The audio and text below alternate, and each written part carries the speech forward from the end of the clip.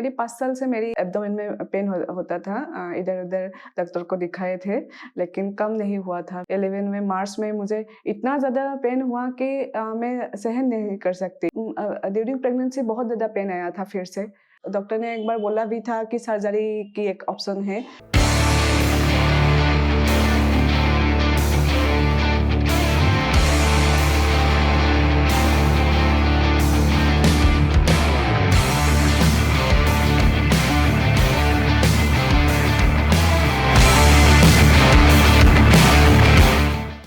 मैं जूरी मुनि डेका हूँ, असम गुवाहाटी से। मैंने LLB किया हुआ है और मुझे ये डिजीज़ मुझे पता चला है, ये 2010 से पता चला है। मतलब 2010-11 के बीच में पता चला है कि मुझे पैंक्रियाटाइटिस की प्रॉब्लम है। पहले मुझे मम्मी कहते थे कि मेरी 5 साल से मेरी एब्डोमेन में पेन होता था। इधर-उधर डॉक्टर को दिखाए थे, लेकिन कम नहीं हुआ था। फिर बहुत ज़्यादा पेन बढ़ गया था।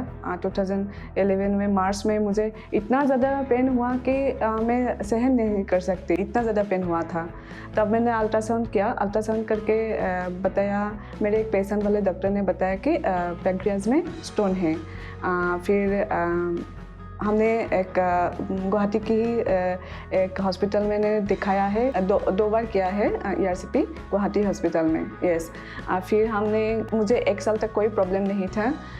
फिर हमने एक होम्योपैथिक डॉक्टर को भी दिखाए थे, लेकिन मैंने दवाई कंटिन्यू नहीं की थी, 1 महीने ली थी, तो वो ज़्यादा नहीं था। फिर हमने AIG हैदराबाद में दिखाए थे। तो हैदराबाद में मेरी 4 बार ERCP हुआ है। फिर पेन होते रहे, कम नहीं हुआ। फिर PGI में दिखाए हैं चंडीगढ़। फिर चंडीगढ़ में तो अभी तक 6 बार 7-8 बार हो गया होगा शायद ERCP। पहले एक डॉक्टर बोले थे कि मैं ठीक हो गई हूँ, मुझे दवाई नहीं लेना है और मुझे कुछ प्रॉब्लम नहीं है। तो 1 साल के लिए मेरी दवाई बंद हो गई थी।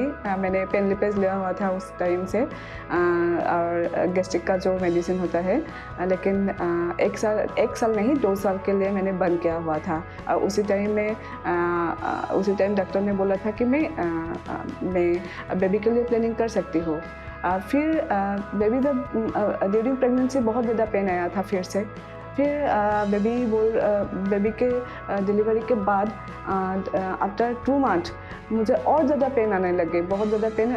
फिर से मैंने हॉस्पिटलाइज हुए। चंडीगढ़ के ही एक प्राइवेट हॉस्पिटल में एडमिट हुए थे। फिर उधर भी ERCP हुआ। उस हॉस्पिटल में 2-3 बार हुआ है मेरा ERCP। फिर लास्ट टाइम अभी तब से मुझे स्टन लगा हुआ था। 6 month after 6 month stent remove होता था, स्टन लगा था। फिर मुझे 2021 की 13 दिसंबर को मुझे फिर से ERCP का मुझे डेट मिला था। ERCP हुआ था। ERCP में मुझे बोला गया कि मेरा एट्रोफी है, सिकुड़ गया है, और जो वायर है मतलब अंदर नहीं जा रहे हैं। क्रिटिकल कंडीशन में है अभी मेरी। वो अगर नहीं होगा तो ये स्टन नहीं डाल पाए। रिमूव तो कर दिया था, स्टन नहीं डाल पाए। बहुत ज़्यादा टाइट हो गया था, ये बोल रहे थे बहुत ज़्यादा टाइट हुआ है। तब हमको बहुत ज़्यादा झटका लगा था, क्या हो गया। डॉक्टर ने एक बार बोला भी था कि सर्जरी की एक ऑप्शन है, सर्जरी कर सकते हैं आप। तो और एक बार भी बोला था कि मैं बहुत छोटी हूँ, मेरी उम्र इतना ज़्यादा नहीं है कि मैं अभी सर्जरी कर लूँ। तो हमको बहुत ज़्यादा दिक्कतें होने लगी, टेंशन में आने लगी। तब एक दिन मेरे हस्बैंड बोले कि यूट्यूब में रवि सर की वीडियो देखकर बोले कि ये शायद ठीक हो सकता है, आप एक बार वीडियो देख लो। तब मैंने रवि सर की वीडियो देखने शुरू किया है। मेरे हस्बैंड रवि सर को फॉलो कर रहे थे, पहले 1-2 साल से फॉलो कर रहे थे, लेकिन हिम्मत नहीं हो रहे थे कि आओ कि ना आओ, होगा कि नहीं होगा। बहुत दूर भी था हमारे से, क्या करूँ पता नहीं था। तब मैंने भी कहा कि नहीं, ये एलोपैथिक में हमारा तो सब कुछ कर लिया, जितना हो सके, जितना क्या मतलब जहाँ घूमे हैं सब लोग कहते हैं कि ये डिजीज़ अच्छी नहीं हो सकते, ऐसे ही रहना पड़ेगा और आपको मेडिसिन हर टाइम लेना ही पड़ेगा, ये मेडिसिन नहीं आपको बंद नहीं करना है। तो मेडिसिन के साइड इफ़ेक्ट भी आने लगे थे, मेरे बाल भी झड़ने लगे थे। काफ़ी अच्छे बाल थे मेरे पहले, स्किन भी बहुत ज़्यादा अच्छी थी मेरी। अभी थोड़ा सा स्किन या मेरे हेल्थ पे में थोड़ा सा मुझे मतलब पहले जैसा नहीं रही हूँ मैं अभी। फिर रवि सर के बारे में मैंने भी स्टडी की, मतलब जितना हो सके वीडियो देखा। मुझे एक आवाज़ आया कि हाँ, एक बार देख के देखो कि क्या है ये, कैसे ट्रीटमेंट करता है, कैसे ये डिजीज़ अगर अच्छे हो जाए तो ये मेरे लिए बहुत ज़्यादा बेहतर होगा। तो हस्बैंड को बोला कि एक बार देखते हैं, चलो क्या होता है। फिर फटाफट हमने ये आने के लिए शेड्यूल बनाए। शेड्यूल बनाकर यहाँ आ गए और यहाँ आकर मुझे इतना ज़्यादा अच्छा महसूस हुआ कि मैं आपको क्या बताऊँ। मेरी डिजीज़ तो डिजीज़ ही है, मेरी माइंड इतना ज़्यादा माइंड फ्री लगा है। और अभी मुझे रिपोर्ट मुझे सीटी स्कैन भी हुआ था। रिपोर्ट में क्या है वो तो अब रहने दो, अभी मुझे लग रहा है कि मैं ठीक हो रही हूँ, मैं ठीक हो गई हूँ, क्योंकि मुझे अभी पेन भी नहीं है। और मुझे मतलब अंदर से एक आवाज़ आती है ना, आप ठीक हो गई हो। इतना ज़्यादा फील कर रही हूँ मैं, हीलिंग हो रहा है। मैं कैसे बताऊँ आपको। आप देखिए, पहले क्या होता था, ये खाने में मुझे डर लगते थे कि ऑयली ज़्यादा नहीं खाना है, कुछ नहीं खाना है पीना है। अभी मैं ऑयली खाना भी खा रही हूँ, कुछ नहीं हुआ है मुझे। और मैं पहले दिन से ही मेरी जो एंजाइम के पेन लिपिड में ले रही थी, 3 टाइम्स ले रही थी, 60,000 टोटल 60,000 दिन में ले रही थी। और गैस्ट्रिक की दवाई जो रेवेसेक होता है वो ले रही थी। वो सब कुछ बंद किया पहले दिन से ही। अभी तक मुझे बहुत नॉर्मल लगा है। मैं एक नॉर्मल पर्सन हूँ अभी, कि मैं सच में बोल रही हूँ।